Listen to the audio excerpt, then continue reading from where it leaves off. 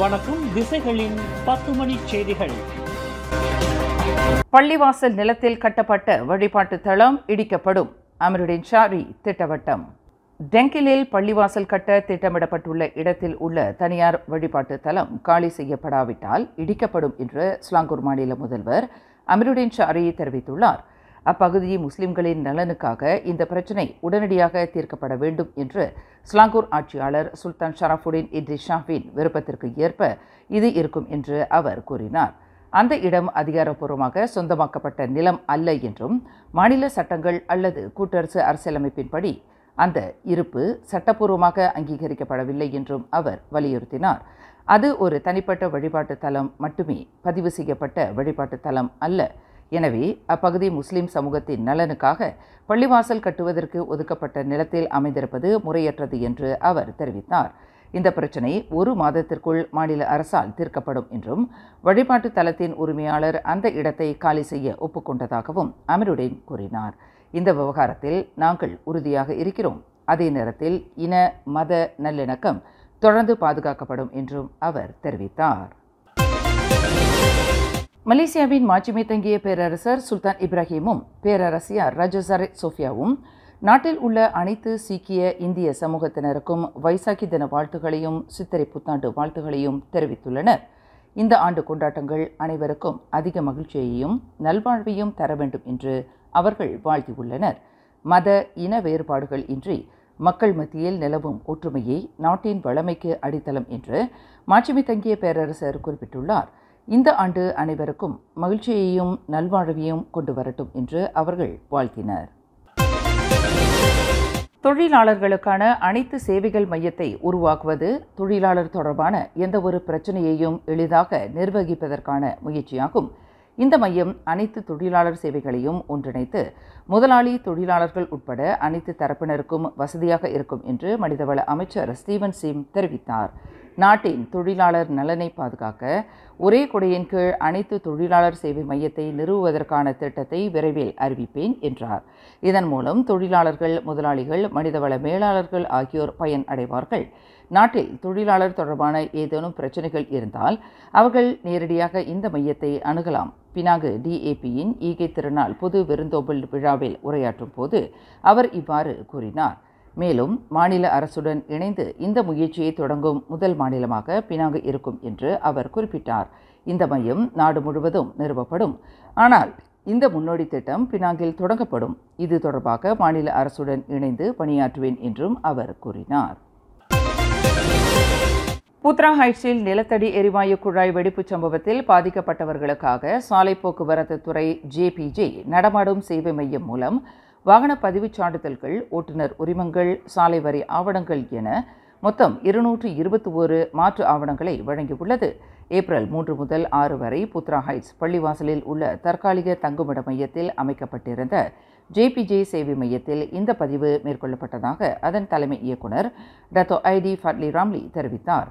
April 1ஆம் தேதி நிகழ்ந்த விபத்தில் சேதமடைந்த அல்லது காணாமல் போன வாகன மானியங்கள், ஓட்டுநர் உரிமங்களுக்கான மாற்று ஆவணங்களே அதிக அளவில் வழங்கப்பட்டுள்ளன. இந்த மாற்று ஆவணங்கள் பாதிக்கப்பட்டவர்களுக்கு இலவசமாக வழங்கப்பட்டுள்ளன. ஆவணங்களை மாற்ற தவறியவர்கள் காவல் நிலைய அறிக்கையின் நகல் இல்லாமல் எந்த JPJ சேவை மையத்திற்கும் சென்று பெயர், அடையாள அட்டை எண், முகவரியை வழங்கி இலவசமாக மாற்று ஆவணங்களை பெற்றுக்கொள்ளலாம் என்று தெரிவிக்கப்பட்டுள்ளது. பெரும்பாலான பாதிக்கப்பட்டவர்கள் இந்த விவரங்களை அறிந்திருந்தாலும் இன்னும் ஆவணங்களை பெறாதவர்கள் யாரேனும் இருந்தால் அவர்கள் JPJ சேவை மையங்களை அணுகலாம் என்று JPJ தெரிவித்துள்ளது. போட்டி நிறைந்த உலகளாவிய வேலை சந்தையில் திறம்பட போட்டியிடுவதற்கு வட மலேசிய பல்கலைக்கழகம் UUM மாணவர்கள் குறைந்தது 4 மொழிகளை தேர்ச்சி பெற அறிவுறுத்தப்படுகிறார்கள். மக்களவைத் தலைவர் தான்ஸ்ரீ ஜோஹாரி அப்துல் கூறுகையில், பல மொழிகளை பேசும் திறன் பல்கலைக்கழக பட்டதாரிகளின் வேலைவாய்ப்பையும் அதிகரிக்கும். மாணவர்கள் பல்கலைக்கழகத்தில் படிக்கும் 4 வருட காலத்தை பயன்படுத்தி சேர்ந்த முதல் நாளிலிருந்தே பல மொழிகளை கற்று தேர்ச்சி பெற வேண்டும் என்றார். நாட்டில் தேசிய மொழியான மலாய் மொழி, அனைத்துலக மொழியான ஆங்கிலம், வணிக மொழியான மேண்டரின், அரபு போன்ற பிற மொழிகளையும் மாணவர்கள் கட்டாயம் கற்க வேண்டும். பல மொழிகளை பேசும் திறன் UUM மாணவர்களுக்கு ஒருபோதும் பாதகமாக இருக்காது. ஏனெனில் அனைத்து முதலாளிகளும் அவர்களை தேடுவார்கள் என்று அவர் இன்று நடைபெற்ற தலைமைத்துவ உரையாடல் என்ற கருத்தரங்கில் தெரிவித்தார். மாணவர்களை கல்வி சாதனைகளில் மட்டும் கவனம் செலுத்தாமல் சிறந்த தகவல் தொடர்பு திறன்கள், உலகளாவிய தொடர்புகள், வலுவான நேர்மை போன்ற விழுமியங்களையும் வளர்க்குமாறு ஜோஹாரி அப்துல் அறிவுறுத்தினார். மேலும் அரசியலில் ஈடுபட ஆர்வமுள்ள மாணவர்கள் சிறந்த கல்வி சாதனை, கவர்ச்சியான தோற்றம் உள்ளிட்ட ஒரு முழுமையான தொகுப்பை கொண்டிருக்க வேண்டும் என்றும் அவர் ஆலோசனை வழங்கினார். புத்ரா ஹைட்ஸில் ஏற்பட்ட நிலத்தடி எரிவாயு குழாய் வெடிப்பில் பாதிக்கப்பட்டவர்களின் கல்விக்கும் தகவல் தொடர்பு தேவைகளை பூர்த்தி செய்யும் முயற்சியாக மலேசிய தகவல் தொடர்பு பல்லூடக ஆணையம் அவர்களுக்கு உதவிகளை வழங்கியுள்ளது. இந்த சம்பவத்தில் உடைமைகளை இழந்த உயர்கல்வி நிறுவனங்களில் பயிலும் 37 மாணவர்கள் தங்களது கல்வியை தொடர மடிக்கணினிகளை பெற்றுள்ளனர். மேலும் பாதிக்கப்பட்ட குடும்ப தலைவர்களுக்கு கைபேசிகளும் அப்பகுதியைச் சுற்றியுள்ள பள்ளிகளுக்கு 265 மடிக்கணினிகளும் எம்சி மூலம் வழங்கப்படும். இந்த கருவிகள் விரைவில் படிப்படியாக வழங்கப்படும். ஒட்டுமொத்தமாக அடையாளம் காணப்பட்ட பாதிக்கப்பட்டவர்களுக்கு 302 மடிக்கணினிகளும் 620 கைபேசிகளும் வழங்கப்படும். ஸ்லாங்கூர் மாநில முதல்வர் டத்தோஸ்ரீ அமருடின் ஷாரி சமீபத்தில் புத்ரா ஹைட்ஸ் மஸ்ஜித்தில் உள்ள தற்காலிக தங்குமிட மையத்திற்கு சென்றபோது இந்த உதவிகளை வழங்கினார். தகவல் தொடர்பு அமைச்சின் துணை செயலாளர் மனோ வீரபத்ரனும் இந்நிகழ்வில் கலந்து கொண்டார். கோலாலம்பூர் கம்போங் சுங்கை பாரு நிலம் கையகப்படுத்தும் விவகாரத்தில் பரிகத்தா நேஷனல் அரசாங்கத்தின் தோல்விக்கு அன்வார் மூசா பதில் அளிக்க வேண்டும் என்று ஃபமி ஃபட்சேல் வலியுறுத்தினார். அவர் ஆயக்குனி சட்டமன்ற இடைத்தேர்தல் பரப்புரையில் கவனம் செலுத்துவதற்கு பதிலாக பாதிக்கப்பட்ட மக்களிடம் விளக்கம் அளிக்க வேண்டும். பரிகத்தா நேஷனல் ஆட்சியில் கட்டாய நிலம் கையகப்படுத்தல் நடந்ததாகவும் அதில் 3 அமைச்சர்கள் சம்பந்தப்பட்டதாகவும் ஃபமி ஃபட்சேல் குற்றம் சாட்டினார். பாஸ் துணைத் தலைவர் துவான் இப்ராஹிம் துவான் மான் கூட பரிகத்தா நேஷனல் ஆட்சியில் நிலம் கையகப்படுத்தியவர்கள் விளக்கம் அளிக்க வேண்டும் என்று கூறியிருந்தார். பாதிக்கப்பட்ட மக்களுடனான சந்திப்பில் முன்னாள் அமைச்சர்கள் மேம்பாட்டாளருக்கு ஆதரவாக இருந்ததாக குற்றச்சாட்டுகள் எழுந்தன. அன்வார் மூசா அந்த நேரத்தில் கூட்டாட்சி பிரதேச அமைச்சராக இருந்தார் என்பது குறிப்பிடத்தக்கது. ஸ்லாங்கூர் ஷா ஆலம் செக்ஷன் U5 வீற்றிருக்கும் ஸ்ரீ சிவசக்தி ஆரியம்மன் திருக்கோயிலின் மாபெரும் குடமுழுக்கு விழா இன்று கோலாகலமாக நடைபெற்றது. இந்த பக்தி திருவிழாவிற்கு சிறப்பு சேர்க்கும் வகையில் மலேசிய இந்து கோயில்கள் இந்து அமைப்புகள் பேரவை மஹிமாவின் தலைவர் டத்தோ சிவகுமார், கிள்ளான் நாடாளுமன்ற உறுப்பினர் கணபதி ராவ் வீரமான், பத்து நாடாளுமன்ற உறுப்பினர் பிரபாகரன், கோத்தடாமன் சரா சட்டமன்ற உறுப்பினர் துவான் முகமது இஸ்வான் பின் அஹ்மத் காசிம் ஆகியோர் கலந்து கொண்டனர். 1000க்கும் மேலான பக்தர்கள் கலந்து கொண்ட இந்த மாபெரும் குடமுழுக்கு விழா காலை 5 மணிக்கு தொடங்கியது. காலை 8:15 மணியளவில் சுந்தர விமானத்திற்கும் பரிவார விமானங்களுக்கும் திருக்குடமுழுக்கு நடைபெற்றது. அதனைத் தொடர்ந்து மூலவரான சிவசக்தி அம்மனுக்கும் பரிவார மூர்த்திகளுக்கும் நன்னீராட்டு நடைபெற்றது. வருகை புரிந்த பக்தர்கள் யாவரும் ஸ்ரீ சிவசக்தி அம்மனின் அருளும் ஆசியும் பெற்றதோடு நண்பகலில் நடைபெற்ற அன்னதானத்திலும் கலந்து கொண்டனர். இந்த திருவிழா சிறப்பாக நடைபெற ஆதரவாக இருந்த அனைத்து நல் உள்ளங்களுக்கும் இத்திருக்கோயிலின் தலைவர் கோபால் ஆறுமுகமும் செயலாளர் அருண்குமாரும் தங்களின் செயலவை சார்பில் நன்றியை தெரிவித்துக் கொண்டனர். இந்துக்கள் கொண்டாடும் சித்திரை புத்தாண்டு, சீக்கியர்கள் கொண்டாடும் வைசாக்கி, மலையாள வம்சாவளியினர் கொண்டாடும் விஷு என அனைவருக்கும் இனிய புத்தாண்டு நல்வாழ்த்துக்களை தெரிவித்துக் கொண்டார் மஇகவின் தேசிய துணைத் தலைவரும் தாப்பா நாடாளுமன்ற உறுப்பினருமான டத்தோஸ்ரீ மு சரவணன். இந்துக்களின் மரபு தொட்ட பெருமைகளை தாங்கி வரும் சித்திரை புத்தாண்டு ஒரு நல்ல தொடக்கமாக அமைய வேண்டும். வசந்த காலத்தின் வண்ணமயமான தென்றலோடு மலர்ந்து வரும் விஷு பண்டிகை மலையாளிகளின் வாழ்க்கையில் ஒரு முக்கியமான திருநாளாக திகழ்கிறது. சீக்கிய சமுதாயத்தினருக்கு வைசாக்கி என்பது புத்தாண்டின் ஆரம்பத்தை குறிக்கும் ஒரு மகத்தான நாளாக அமைகிறது. இது விவசாய அறுவடை காலத்தையும் குறிக்கிறது. இந்திய வம்சாவளியினரின் இந்த புத்தாண்டுகள் அனைத்தும் அனைவருக்கும் நல்லதை தரும் ஒரு பொன்னான ஆண்டாக மலர வேண்டும். புதிய நம்பிக்கைகளை விதைத்து நம் வாழ்க்கையின் ஒவ்வொரு தருணமும் மகிழ்ச்சியோடு நம்பிக்கையோடும் நிரம்பி இருக்க வேண்டும் எனவும், குடும்பத்தில் ஒற்றுமை, சமூகத்தில் அன்பும் அமைதியும் நிரம்பி வாழ வேண்டும் எனவும் தமது வாழ்த்துச் செய்தியில் சரவணன் குறிப்பிட்டார்.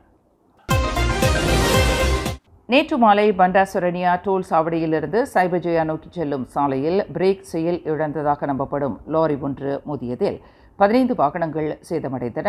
மாலை 3:30 மணியளவில் நிகழ்ந்த இந்த சம்பவத்தில் நீலாயில் இருந்து வந்த லாரி ஒன்று ஓட்டுநரின் கட்டுப்பாட்டை இழந்து சாலையில் வரிசையாக நின்றிருந்த வாகனங்களின் மீது மோதியது. செப்பாங் மாவட்ட காவல்துறையின் துணைத் தலைவர் சூப்பரிண்டென்டென்ட் ஜி.கே. ஷான் கோபால் கூறுகையில், அனைத்து வாகனங்களும் அந்த நெடுஞ்சாலையிலிருந்து வெளியேற வரிசையில் காத்திருந்த போது இவ்விபத்து நிகழ்ந்தது என்றார். இந்த விபத்தில் யாருக்கும் காயம் ஏற்படவில்லை என்றும் சம்பந்தப்பட்ட வாகனங்களுக்கு மட்டுமே சேதம் ஏற்பட்டதாகவும் அவர் தெரிவித்தார். அரசாங்கம் ஒருபோதும் எந்தவொரு தனிநபருக்கும் எளிதாக குடியுரிமையை வழங்காது. மாறாக அரசாங்கத்தில் நிர்ணயிக்கப்பட்ட நிபந்தனைகளை பூர்த்தி செய்யும் தனி நபர்களுக்கு மட்டுமே வழங்கப்படும். தகுதியான தனிநபருக்கு உரிய ஆவணங்களை வழங்குவதற்கு முன் குடியுரிமை விசாரணையும் ஆய்வும் தேவைப்படுகிறது என்றார் உள்துறை துணை அமைச்சர் டத்தோஸ்ரீ டாக்டர் ஷம்சுல் அன்வர் நசாரா.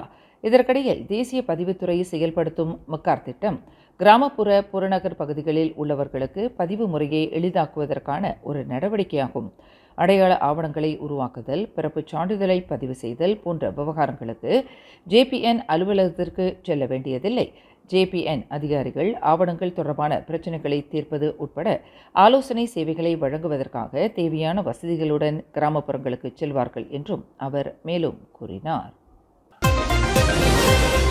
நாட்டின் தலைமை நீதிபதியின் நியமன நடைமுறை உட்பட தற்போதுள்ள சட்டங்களை மேம்படுத்தக்கூடிய எந்தவொரு அணுகுமுறையையும் விரிவாக ஆராய அரசாங்கம் தயாராக உள்ளது.